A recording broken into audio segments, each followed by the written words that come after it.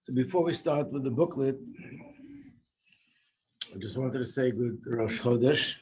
Rosh Chodesh Sivan is very different than any other Rosh Chodesh. It's a special day because it is also the beginning, it's considered the beginning of the process of Matan Torah. So from Rosh Chodesh Sivan, the preparations began to receive the Torah. And in fact, from today until the 12th day of Sivan, we don't say Tachron, because from now until Shavuos, it's preparation for Matan Torah. And after Shavuos is because we have 7 days to make up if anyone forgot to bring a carbon. So in a sense, the holiday, the Yontif, continues for 7 days, not the laws of the Yontif, but we mean the fact that you could make up anything that was missed, mainly the carbon, for the next 7 days. How many days in total? What? How many days in total? How many days in total? It's from now till the 12th. No, Oh, and after Yontif, it's 7 days. So 19 days altogether. No. It's going to end the 12th of Sivan. Oh, So it's 12 days altogether. okay. 12 days, no Tachnon. 12 days, no Tachron. It's going to be hard to get back to it, so hopefully Mashiach comes before. Before then. We don't have to go back to it. So this is just going through day by day, what were the preparations. So the first thing was today, Rosh Chodesh Sivan. Here, look here, it says Shmois, Parshas Yisrael, chapter 19, and it's Pasuk Beis and Gimel. But in Beis it says, Vayichan Sham Yisrael neged Ahar, and the Yidden camped opposite the mountain. And Rashi says, Vayichan is Lashon Yochid, it's singular, should have been written in plural, and they camped.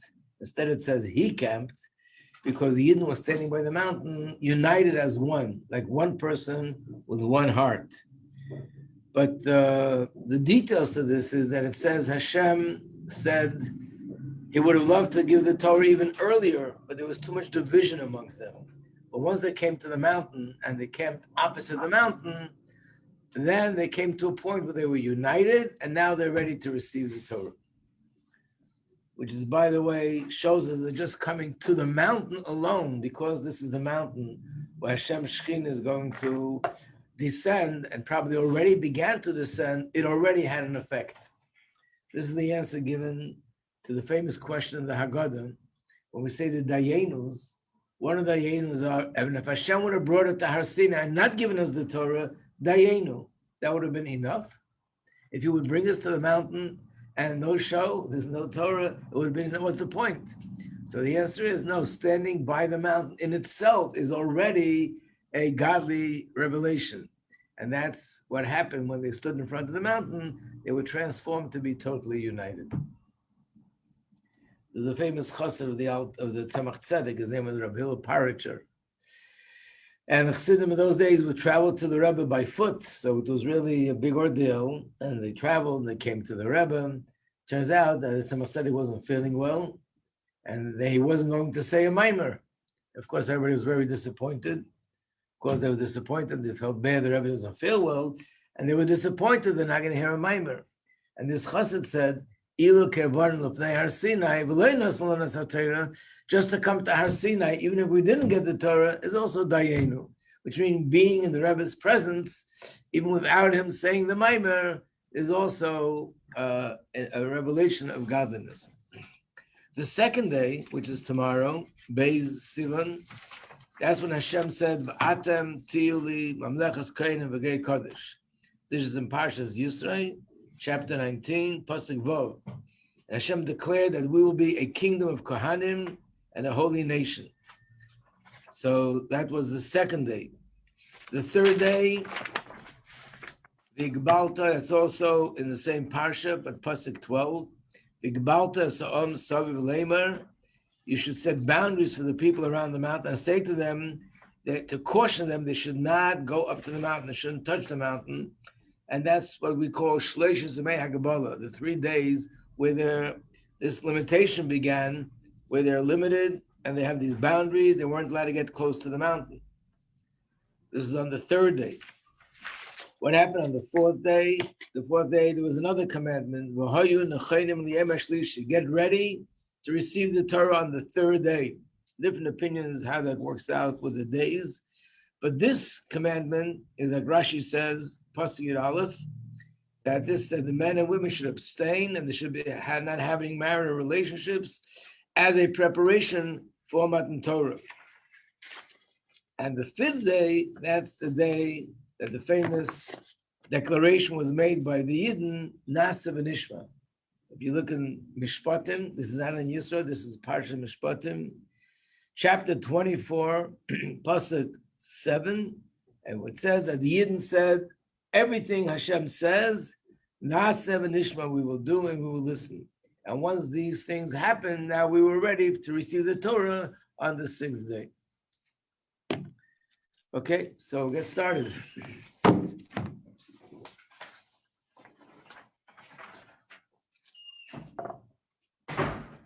Okay, so first of all, let me just go over briefly just to summarize what we did yesterday, then we'll go to a new piece. So yesterday we were learning about, on the sheets here, it was number 25 through number 32, and that was that the shocking words that's found in Gemara, that Torah is like a drug, and just like a drug could either give life or, God forbid, take away life, Torah is the same. And of course, it's shocking because how could you say that studying Torah should, God forbid, destroy life? And the answer is, if you study Torah the wrong way, it could, Rahman al-Islam, destroy life. And what does the wrong way mean? So the essence of it is that the right way is to study Torah in order to connect to Hashem. And to realize that Torah is wisdom, but that's not what defines Torah. Torah is Hashem's wisdom. Torah is a wisdom that contains in it Hashem's presence. And the wisdom is like the capsule, the logic, the intellect, the brilliance, all that is a capsule. What the essence of Torah is Hashem's presence that's in the Torah. If a person is not aware of that or not interested in that, and they're only interested in Torah as an intellectual experience, then God forbid, this learning Torah and the knowledge a person has could lead not only not to give life, but it could cause the opposite. One example was Yeravim ben Nevat. The other example, which I didn't mention yesterday, is we know that today, unfortunately, millions and millions of Jews are not keeping Torah mitzvahs. There's so many Jews who are totally assimilated. All this began with the Reform movement in Germany. The founder of the Reform movement, his name was Moshe Mendelssohn. Moshe Mendelssohn was, believe it or not, a Torah scholar. He was actually a religious Jew. He kept Torah, he kept mitzvahs. The place that was rotten was in his perspective and his beliefs, but practically he kept Torah. And he was a Torah scholar. He wrote Torah books, commentary on Torah, but he led, unfortunately, the last 250 so years, he led to millions and millions of Jews to assimilate and get totally lost from the Jewish nation, marry out, because that's how his own children, 7 children, converted to Christianity. Because if you learn Torah for the wrong reasons, that's what happens. So let's go through the list now. This is what it means. Number 26, Yisrael, Oraisa, v'kuchabricha kol echad. Yidden, the Torah, and Hashem are all one. Because the Torah is godly, and the neshama of a Yid is a chelik of the kamima mamish, it's godly, so it's all one. And that's the meaning of the quote, that if you tell me that there's wisdom by the Goyim, that you can believe. But Torah, they don't have. That's Hashem invested in the Torah, and that he invested and gave over to the Yidden. That was the reason why the Beis Mikdash was destroyed. They didn't make the bracha, meaning they didn't have that awareness and that consciousness that the learning Torah is because of Baruch Ata Hashem Elokeinu Melech Haolam Asher Kitshanu b'mitzvah, so that it's part of something Hashem sanctified us with. And Neisar Torah is also part of the text in the bracha. In the morning, we'll make 3 brachas on Torah study. I don't know if you paid attention, but there are 3 brachas. And one of them is Neisar Torah, which means let's remember that we're here to connect to the giver of the Torah, not to the Torah itself. But of course, to the Torah, because through the Torah we connect to the giver. And Torah is called Chachmas Utzerin Shel Kodesh Baruch Hu. Number 32, I'm skipping for a second, is the Gemara says these 4 words, it's the acronym of Anoichi. Anoichi, Aleph, Nun, Chaf, Yud, Ana, Nafshi, Ksavis, Yehavis. I have written myself up, invested myself in the Torah. That's the beginning of all the Atzeres HaDibros. Number 31 is, what if a person says, but I don't feel motivated to learn Torah just because it's godly. What's motivating me is the intellect. I know that that's what it is. I know that's where it's supposed to be. I'd love to be there, but I don't feel that. So should I not learn Torah until I get there? It shouldn't become a drug that brings the opposite of life. So the answer is, if a person is aware of that, and that's what they want to reach, then they shouldn't be concerned. In fact, the Gemara says a person can't even start learning that right away on a high level. What motivates us initially is the intellect in the Torah. So we should learn Shaloi Lishma, which means not for the purest of reasons, but eventually it'll get me there to the place where I'll have the real pure intention by learning Torah. And then there's the Hasidic interpretation. The words are read, Miteich Shaloi Lishma means from doing it, not Lishma, meaning not for the purest of reasons, but Lishma, you'll come to do it for the purest of reasons. The Rebbe explains, Teich means inside. Inside the motivation, which is not the purest motivation, but what's inside it, what's deep down, is the pure motivation. So even when I'm having the other the other motivation in my mind, that's what's getting me going. That's a different incentive. The incentive is not connecting to Hashem, but the pnimius, that's my incentive. Okay, I want to go to number 33. Also a very big subject in Chassidus. We'll just mention at least one part of it. And that is, in the booklet on page 33, no, not page 51 rather, you'll see a pasuk in Shir HaShirim, which is always quoted in my Marim. And David HaMelech says, well, you see where it's underlined, or you could look in the English, it's not underlined, but it's pasuk 11. Go forth and gaze, daughters distinguished by loyalty. Look at Hashem. Look at the king, whom peace belongs and adorned with his crown, his nation made for him. And, and then it says, on the day his law was given. So they go straight to the Medrash. But the simple meaning is the day of the joy of his heart, which means this is his wedding day. The Torah is considered and compared to a wedding day, which means that Hashem is compared to the husband and the Yid are compared to the wife. And just like husband and wife are married forever, but the day that they get married, that's the day that this bond was created. So too, Yid and Hashem are one, but the day that the bond was created is the day of Matan Torah. And in fact, we spoke about this when we came to Sphira. What you see here, number 35 and number 36. 35 is the pasuk on page 52, where it says, talking about the laws of purity and impurity.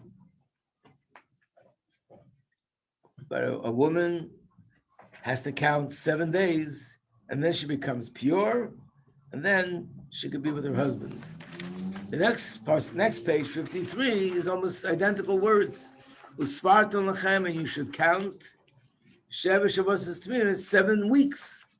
which means that just like, that's what it says in the Zohar, just like in a marriage, the counting of 7 days is a process of purification so that they could become one. So too, our counting of the 7 weeks is a process of spiritual purification that will become one with Hashem.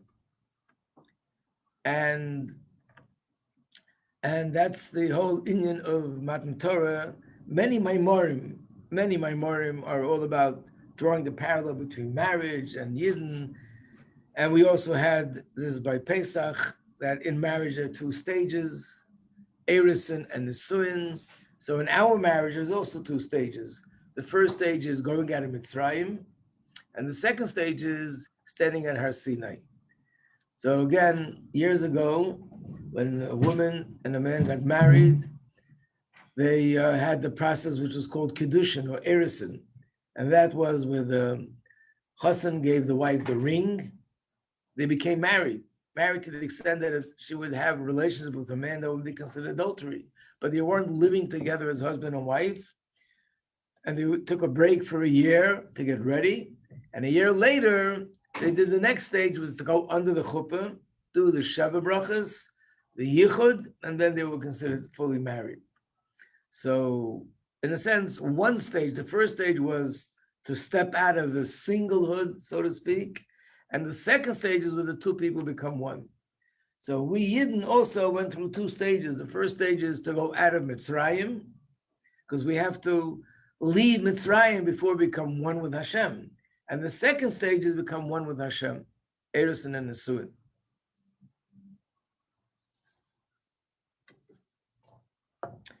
Regarding this subject, there's something very beautiful, which is on the sheet. It's number 37, number 38. What is it? It's a sikha that I also once heard from the Rebbe. There's a commentator on Gemara whose name is Rabbeinu Gershon, Ma'ir HaGoyla. Look at page 55, you'll see on the margin of the Gemara, there's a commentary there. There's an arrow pointing, Rabbeinu Gershon, that was his name. Ma'ir HaGoyla means the man who enlightened the Golos.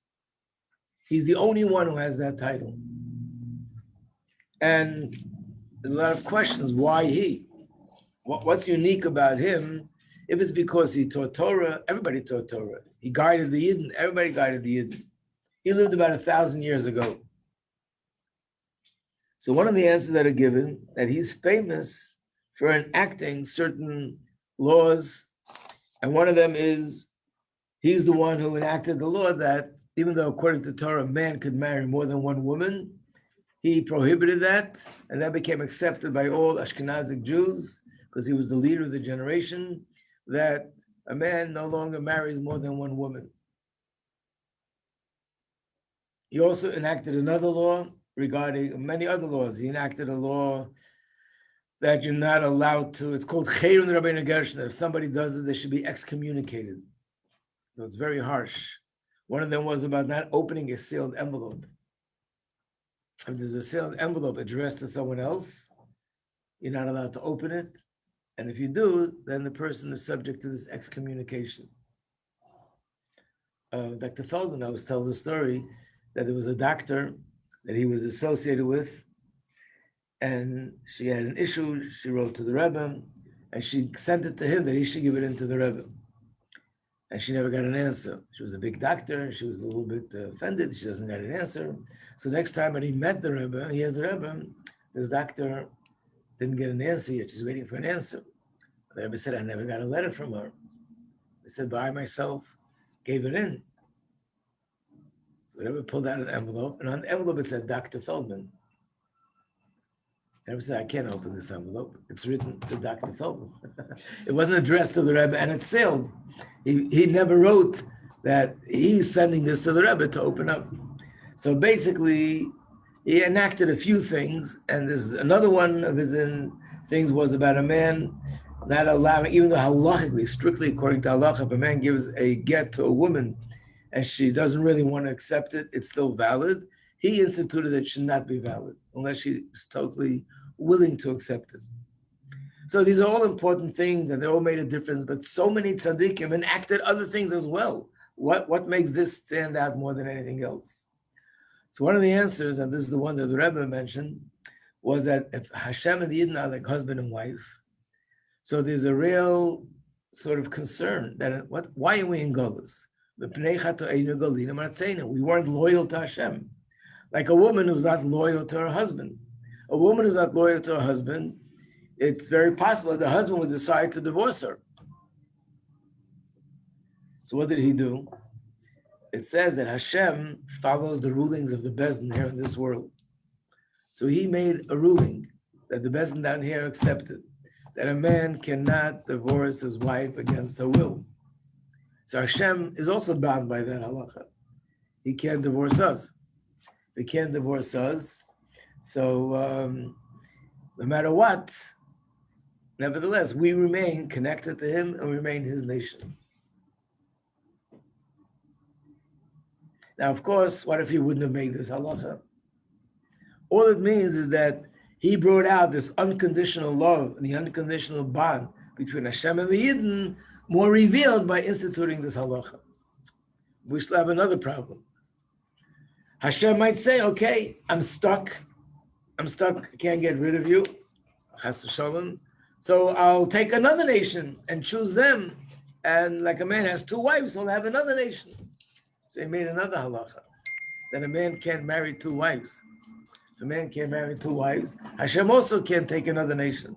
So he really has just us alone.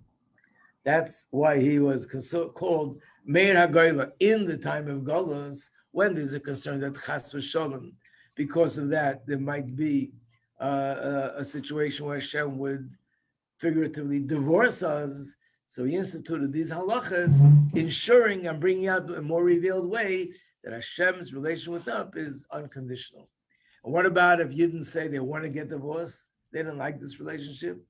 So we know, that's why I wrote down number 38, the famous Rambam. The Rambam writes that, what about the reverse? If a man gives a get, it has to be willing, and if not, it's not valid. But what if he has to give a get? According to Bezdin ruled that for whatever the circumstances are, he's obligated to give a get to his wife. He doesn't want to. So it says that they force him to say the words, I want to do it, and he gives the get. And the Rambam asks, why is that worth anything? We know that he doesn't want to. He's only doing it because he's being forced. And the Rambam's answer is, which is really pure Chassidus, but it's in Rambam and Halacha, that every Yid wants to do what Hashem wants us to do. And the fact that he says otherwise, it's not the real you. It's his Yetzer Hara is forcing him to go against who he really is. So when he says these words verbally, I want to, we consider that his true will, and the get is actually valid. So therefore, even if Yidden will say, Chas v'sholom, they don't care about this relationship and they want the divorce, Hashem still can't give it to us, because in essence, no Yid wants to get divorced from Hashem. But you're saying you're using the same halacha and you're flipping it backwards? Which way? Because in the halacha, the man gives the get because he really wants to, because he has to. But in this one, we don't want to get, so we can't get, we don't get. Because B'pnimius, it's the same principle. Really want The principle is B'pnimius. Here, B'pnimius, he wants to listen to the Torah, and she, or meaning the Yidden, B'pnimius, want to do what Hashem, want to be connected to Hashem. So the principle is exactly the same. Right, it's the same principle. Yeah. It's reversed, right? Rabbi, Yeah. in terms of the halakha, the marrying more than one wife, like the Sephardic community kind of still does that then. That's why, because he was Ashkenazi, and it was never accepted by the Sephardic community. So the Sephardim who live in countries where the country allows marrying more than one wife, they actually marry more than one wife. It's still practiced today. What happened when his era was over? Like, it was over after 1,000 years, and now it's over. It's only recent that it's 1,000 years old, so there's discussions about this. Yeah. What's his name again? Rabbeinu Gershon. If you look on page 52, you'll see on the 55, you'll see it on the margin of the Gemara.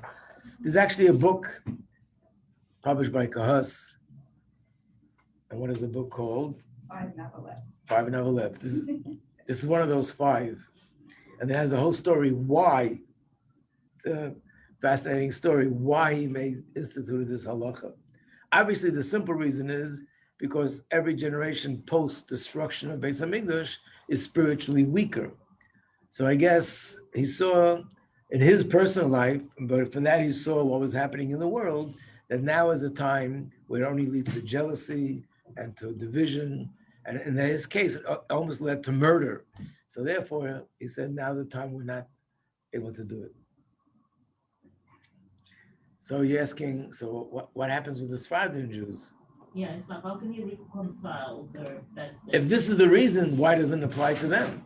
So if I'm not mistaken, I think the Rebbe said this, that the gullus in the Sephardic community was never as severe as the gullus by Ashkenazim. First of all, physically, we didn't have there were time periods, but most of the issues were with the church, with Rome, and that affected Ashkenazic Jews. Most of the time, Jews and Muslims actually lived in peace. And the second thing is also spiritually. We were engulfed by Christians, and their belief is Avodah Zarah. Sephardic Jews were engulfed by Muslims, and their belief is not Avodah Zarah for a non-Jew. So therefore, in a sense, spiritually, we weren't in such a deep gullus like the Ashkenazim. So we didn't need this to be enacted. But here, because physically and spiritually, we were in a deeper gullus, therefore we needed something additional to make sure that that relationship with us and Hashem is unconditional. Wasn't the Inquisition Spartan?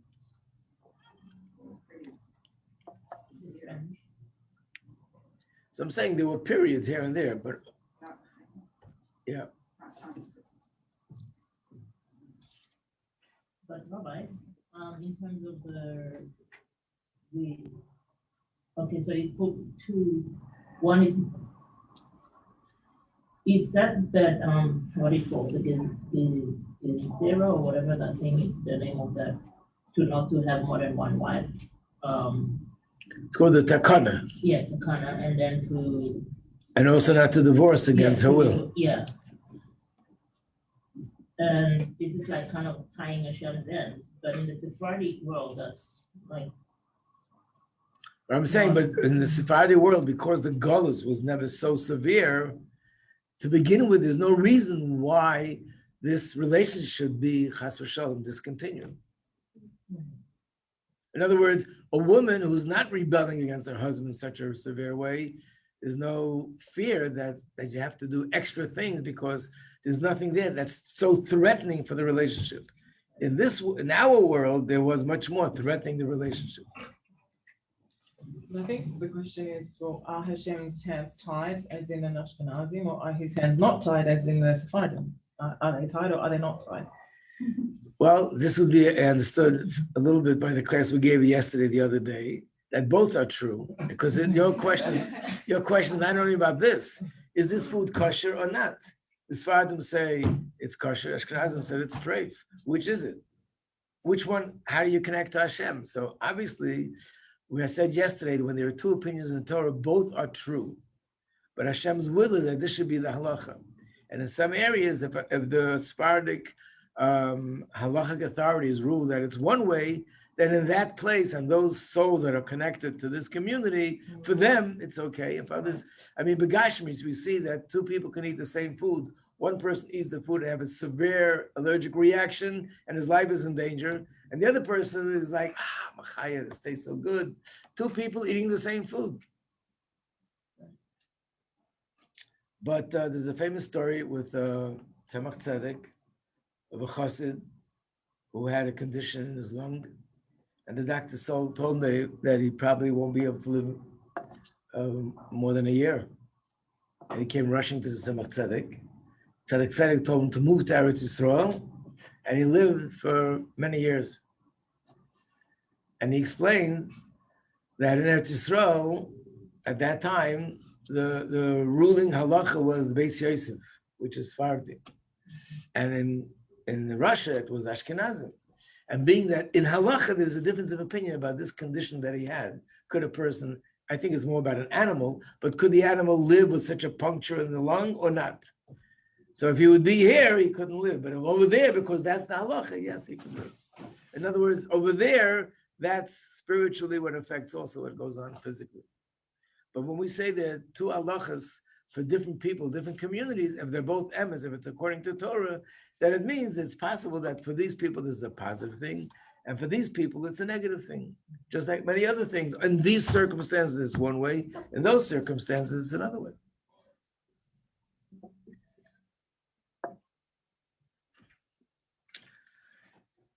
Okay, let me cover another subject. I'm going back to number 17, from 17 through 24. I'm going a little bit fast because I'm trying to cover as much as I can cover. But this has to do with the Gemara. If you can please turn to the beginning, which is page 9. Let's do a little Gemara inside and then we'll explain it. At the bottom of the page 9, when I say the bottom, I mean not the notes, the Gemara itself, on top of the line. The last paragraph. A certain Galilean lectured in the presence of Reb Chizda, and he said like this, Barich Rachmana, blessed be Hashem, that he gave us the Torah, Klisoi, which is made up of 3. What does it mean, a Torah was made up of 3? Torah, Nevi'im, and Ksuvim. And he gave it La'am Klisoi, to a people of 3, Kohanim, Leviim, Yisraelim. And he gave it Aidei to Sisloi, through a third person, which is Moshe. He was the third child to his mother. There was Aaron, Miriam, and then Moshe. But Yom Klisoi, he gave it on the 3rd day, like we just read, that he was supposed to abstain for 3 days, and on the 3rd day they got the Torah. And which month was it given? B'yachet Klisoi, in the 3rd month. There are Mefarshim that add a whole long list of more things related to Torah, related to the number 3.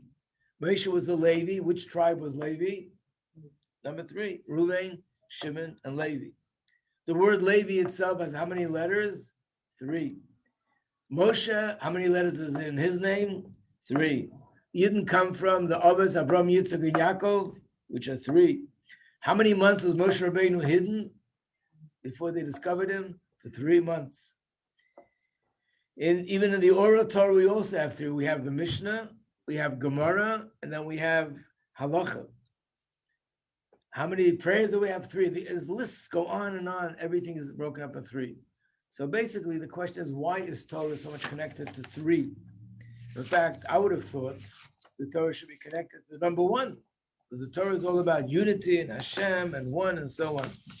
So let's go back to that sheet, and it's number 2.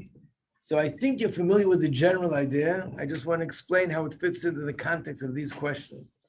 The general idea is that before the Torah was given, there was also godliness in the world. Avraham Avinu and Yitzchak and Yaakov, they studied Torah, they observed mitzvahs in the way that they did, and they brought down godliness. But if you remember the famous Maimah Basi Lagani, it says Avraham brought it down to the 1st heaven, Yitzchak to the 2nd heaven, and Yaakov to the 3rd, maybe the other way around. Avraham brought it down to the 7th heaven, Yitzchak to the 6th, Yaakov to the 5th. Who brought it down to earth? Moshe Rabbeinu. What does that mean in different words?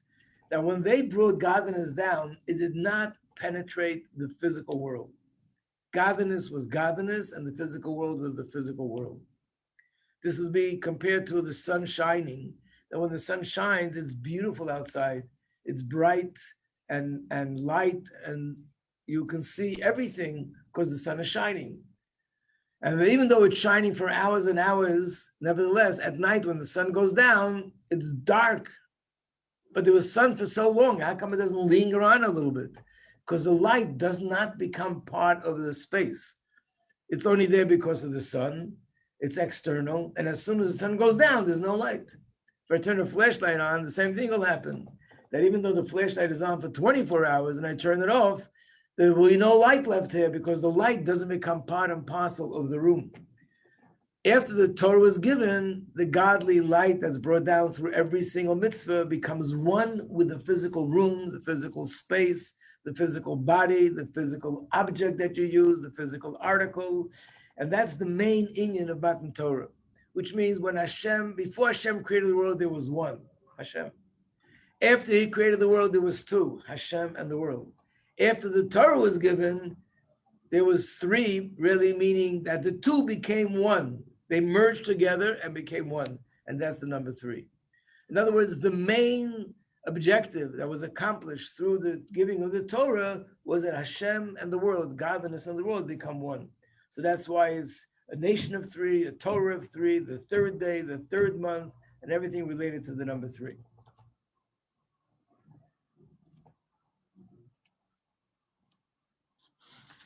Okay. Another subject, and of course there's more to this, but this is one of the subjects that Chassidus talks about, the inyan of number three. Another subject is number 43 and 44. Even though it's from Tanya, so it should be well known, but nevertheless, it's good to go over it again as we're preparing for Matan Torah. When Hashem gave the Torah, the order was a very interesting order. It says that first Hashem there said the entire Torah as one. No one understood it.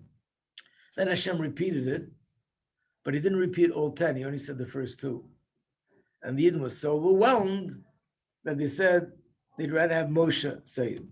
And really it was Hashem speaking through Moshe. It says that Moshe was like an amplifier. Hashem spoke through him, but still it wasn't like the first two, which means the bottom line is that at the end of the day, we only heard the first two from Moshe. And the question is why? Hashem wants us to keep the entire Torah. And we understand that the 10 Dibras include the entire Torah. So true, we didn't at that moment hear every single detail of the millions of details of Torah, but at least these 10 we should have heard directly from Hashem. So the answer is, and that's what these words mean. Number 43, Anechi v'la the first two commandments, I am God, your God, and the second one, do not worship idols. M'pi agvura shamanu, we heard this from Hashem. So the Alter Rebbe explains in Tanya, because these two include all the others. The whole Torah is based on two things: serve Hashem and don't worship idols. And the Alter Rebbe says like this, that love for Hashem is the root for all the positive commandments. Abba, sherish l'ramach mitzvah say. Yira, fear of Hashem, is the root for all the negative commandments. Which means that in essence, the whole Torah and all of Yiddishkeit is really one thing. And the one thing is, like we said before, it's like a marriage. It's to connect. That we and Hashem become one. In that process of we and Hashem becoming one, there's two parts. There's 240 things that through this we connect. And there's 365 things that if we do them, we disconnect. So it's all about connecting or disconnecting. And if that's the case, we understand the way the Alter Rebbe explains it in Tanya, that in essence, everything we do observe or don't observe, in a sense, is like avodah zarah. Which means if a person does any avera, doesn't eat matzah on Pesach, doesn't keep even a little detail that's in Shulchan Aruch, in a sense, it's like avodah zarah in a smaller scale. Why? How could you compare it? Avodah zarah is rebelling against Hashem. And the answer is, avodah zarah means not necessarily that you don't believe Hashem exists. Avodah zarah means you're worshiping an idol, which means you're disconnecting from Hashem. You're connecting to something else other than Hashem. So if a person does any avera, in essence, in a smaller scale, that is avodah zarah. And in Tanya, that's how he explains, this is what motivates the Beinani to be a Beinani. When he recognizes that everything that I do is connecting to Hashem, everything that I don't do is disconnecting, then the same force that a person has, that is ready to give up his life not to do avodah zarah, with the same force, he's not ready to give up everything and anything. If it's part of Torah, it touches him to the core of his neshama, and he is determined not to violate it. This chassid I mentioned before, Rabbi Parachar, he went out to make the bracha on the new moon. And there was no new moon. Sometimes winter, it's hard to get a new moon. You don't see the moon because the clouds. He went out another night, it was getting late in the month. and there still wasn't a new moon, and he was very aggravated. And he said, this happened to me once before when I was younger, but then I was younger. I don't know if I'll be able to live this through. There's no moon. Okay, so there's no moon. What happened? But when a person looks at every mitzvah that this is connecting me to Hashem, and their love for Hashem is the line of love that these people had, where they're on fire with such love and such yearning, he felt that if he can't make this connection, and chas v'sholem, he can't live. It's like being disconnected from someone who has to Hashem this infinite unconditional love. So that's the way, because that's really the essence of everything in Torah mitzvahs. And that's why sometimes we find people who are so determined about little details and others dismiss it. Come on, this is not so harsh. It's not such a big punishment. Why you sort of going out of your way so much to do this or not to do that? Because when you really understand the essence of Torah mitzvahs, there is nothing that's little. Everything is, in a sense, either avodah zarah or not. Either it's anoichi, either you're connecting to Hashem, or you're chas v'sholem disconnecting.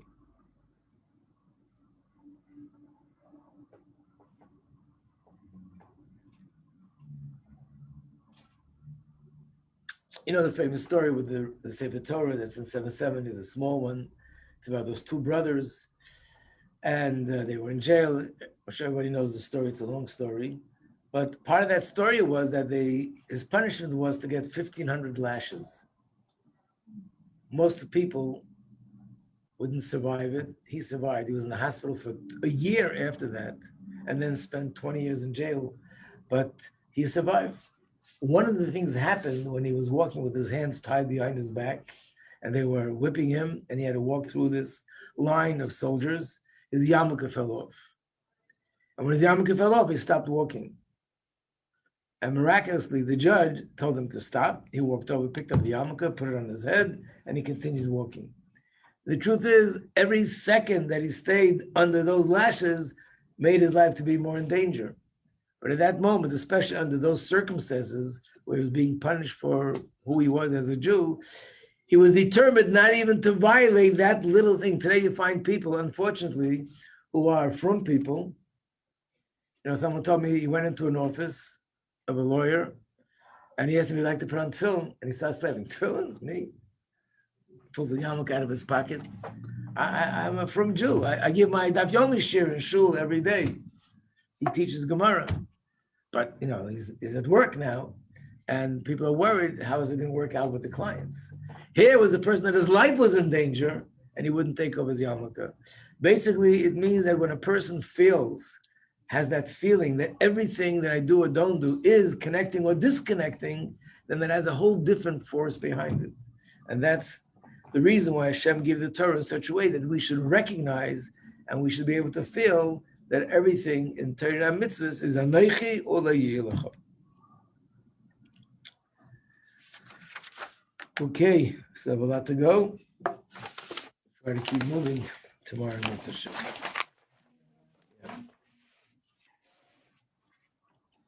Thank you, Rabbi. You're welcome.